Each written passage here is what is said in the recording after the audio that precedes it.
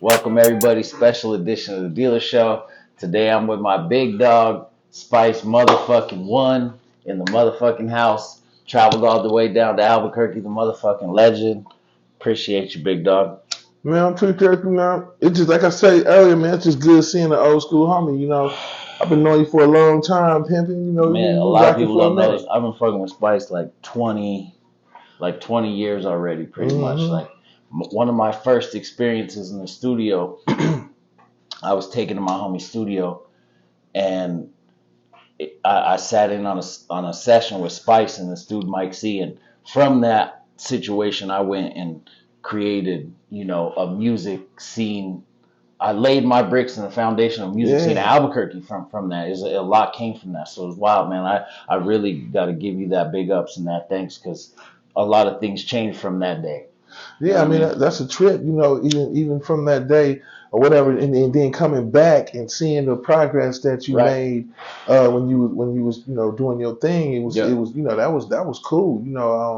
To watch something grow or to watch somebody create set a goal and get even close to accomplishing it is amazing, man. And we're just watching it. So I mean, big ups to you. You Let's did your thing. I and was watching. You know what I'm saying? I don't think I wasn't paying attention. You know what No, I'm saying? that's I what's up. It's was. crazy. I don't think I ever Yeah. told you this either, right? So like when I was a little kid, I got in trouble for watching your video on the box. I got in trouble. I got grounded from the box for like a good while. You know what I mean? My dad came in and I was singing all the words wrong with my strap. I was probably like, I don't know, maybe 10. I was in trouble. I know that. That was it. But so long in the game, so much longevity, man. How does that feel? Because like honestly, I mean, you're really when they say pioneer and they say legendary, like a lot of people throw those terms around, but there's only a few people that really reach that status. As far as rap music, in my eyes, your career, what you've done, as long as you've been here, all the people you've worked with, your experiences in the game, to me, that's legendary. To me, that's pioneer. You know what I mean? It's been a long time. I don't self proclaim myself to be anything, but I respect when people who've been listening to my music for years and fans um, decisions and opinions on how I'm going and where I'm going, Right. and what I'm doing, because if it wasn't for my fans, I would be in a lot of places I wouldn't want to be. You know what I'm saying? Right. So I mean, all of this is it's for family, for generational wealth, as far as the grind and the movement and whatever, but it's for my fans too, because music never dies. It's timeless. I told a little homie earlier, it's timeless. I told him, I said, a song is like a bullet. You can't take it back. It's out there. It's out there You know what I'm saying? forever. So Once it's yeah, out so there, it's when you out put it there. out there, when you say something, Yeah. just say something Yeah. cool. Yeah. That It's makes some out there. sense and shit. Yeah. No doubt. And I mean, you got so much traction in the game and been in it so long and seen so many different situations, so many different people like working with Pac, that being your homie. You know what I mean? To Hmm. be in this game for so long and have friends like that, like just to achieve that. You know what I mean? Like we were talking about E40 earlier, that's your homie, you know what I mean? Like Yeah, just to move around and have just these crazy relationships with people that are at the top of this world is, you know what I mean? yeah, it's cool, man. And the people that passed, and I was around them and had utmost respect for watching them. Do their thing was inspirational to me. I'm inspired by other artists just as I inspire, other artists. You know what I'm saying? Right. Just opening up for NWA, man. Yeah, When I was right. like 16, was Those were like your some whole different. inspirations. That took you to the next Yeah, level. that put me in a whole different fucking mind frame. That You was me know? in that room in that studio that day. Yeah, That was you there saying, "I'm gonna do this extra yeah. big." Yeah, because I mean, I was a fan, a diehard fan of Right. all Right. of their first song, their first album, and all of that stuff, and so and just to open up for them and rock the crowd, rock the show, thinking I was gonna get booed. I got booed when I got on stage, but by the time I left that motherfucker, Yeah.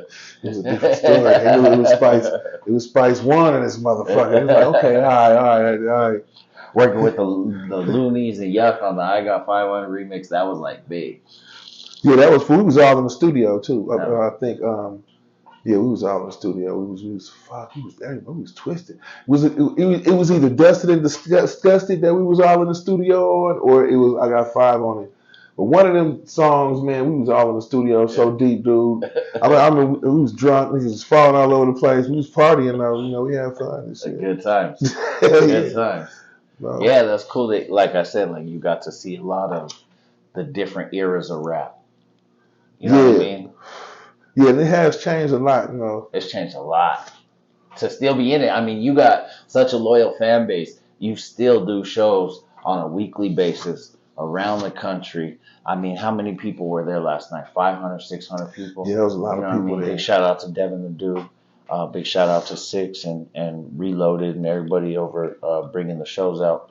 But there's a lot of people last night. You know what? It was crazy. It's like your spit. When I say your spit, I mean your flows and shit. Right. Has to match your spit has to match your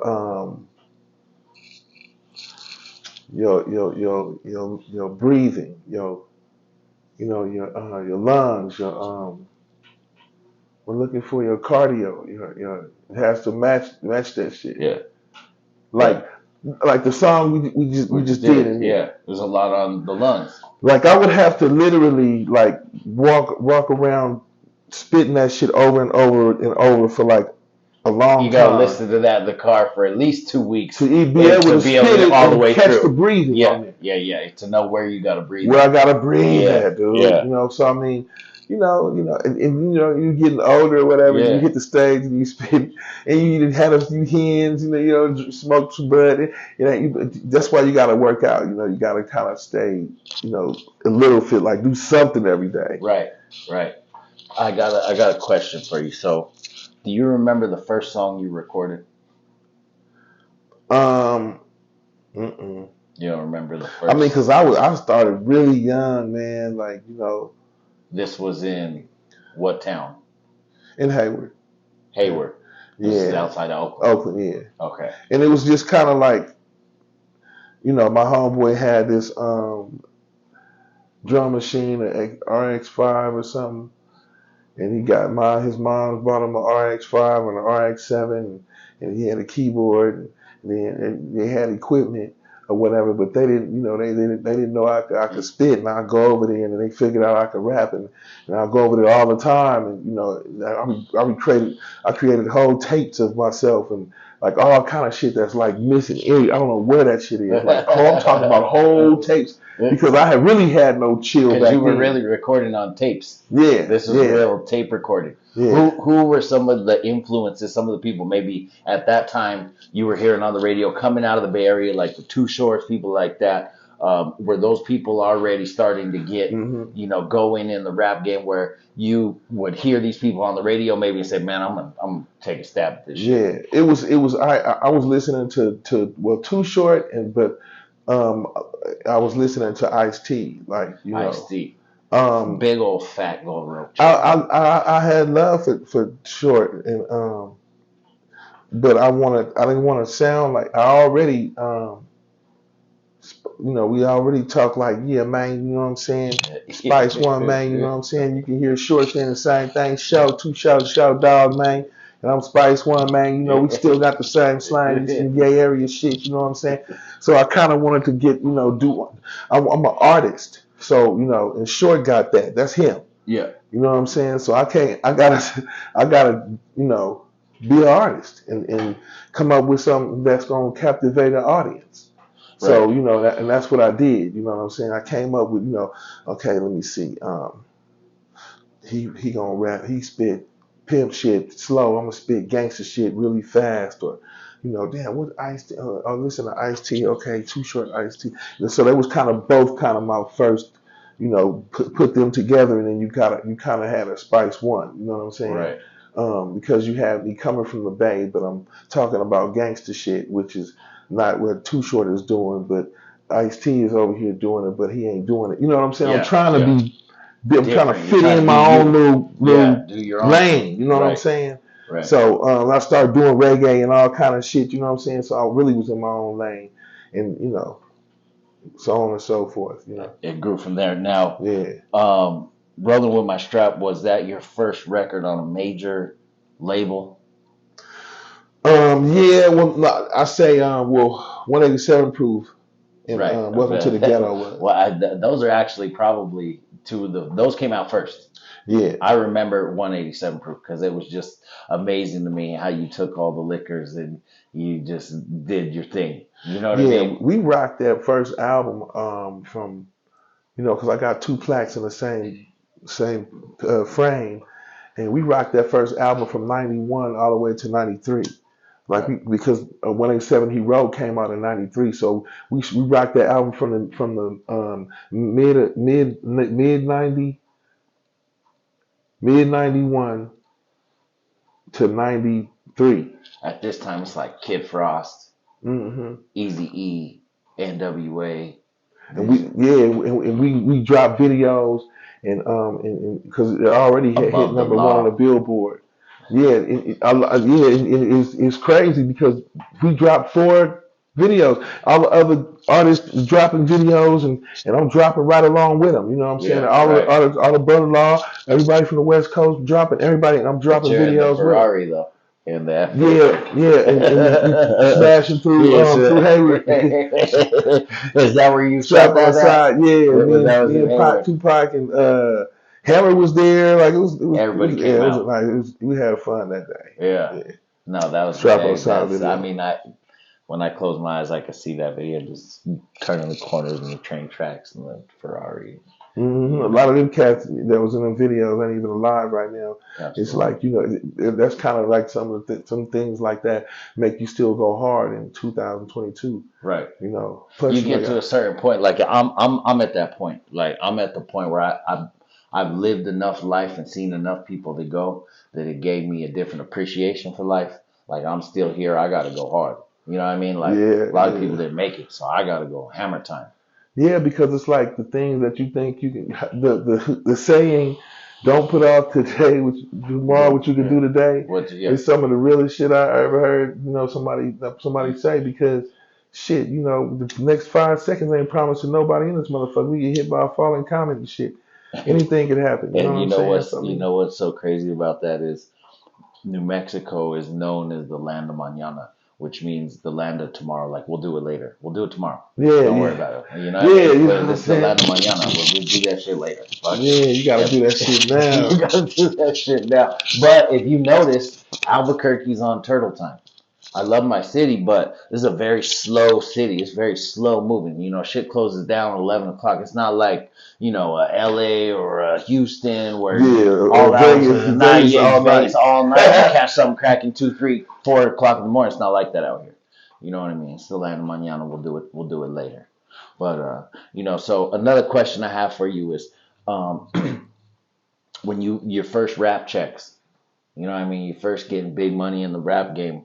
What did you buy? Did you go buy like chain? Yeah, I went and did all that dumb shit. Beds, All the dumb shit, I went and did all that shit. with 3 cell phones. There's a cell The phones, big man. ones. But I mean, but hey, it was like you live Do you once. remember your first major like car purchase? Um, yeah, it I was like take you for a Benz guy. I don't know why. I feel like you went to the it was lot and got like no, the it was a 850 BMW, oh 850i. oh you know what those things are worth right now? Yeah, Oh my gosh. yeah, I know, Oh man. my gosh. Hey, those were the hardest ones. If you had one of those, I remember for some reason I remember seeing Easy E had one of those. Yeah, that's what He made me get one. as you saw his. I had a white one like he had. Yeah, I saw a picture of him in one Yeah. of those, and I was like, "Damn, Easy was in the 850 moving around LA like Yeah. that." I used to be driving around the bay, just, ski skirting every corner, just, shit. Seeing what it could That do. 850 is the business, Hey, man. I don't bro, know about that 850. that is. I mean, That it's got to be BMW. over 100 G's for one of those right now. Got to Yeah. be. Got to Yeah. be. Because they had the V12s in them. They didn't make too many of those. Those are very rare. Yeah, Those, they did not make a lot of yeah, those. no, those were hard, man. I don't know how I let my 850 get away, man. I think I sold Yeah, it. I had to try to find Sometimes you another one. regret a lot of Hey, shit, first shot, I kicked myself in the ass about almost every car I Yeah, sold, yeah. man. That's one of them things. I had the 6.4 and Boys in the Hood. The one the monster was driving, a blue one that had switches on it. Were you friends with Mac Dre? Yeah, yeah. Me and Mac Dre was real cool. Yeah. So you were there for like the whole inception of the Thiz thing and all that coming about, and when it went from Romper Room to Thiz, and hmm okay, The thing about that was, Dre even, they respected me because, I was me.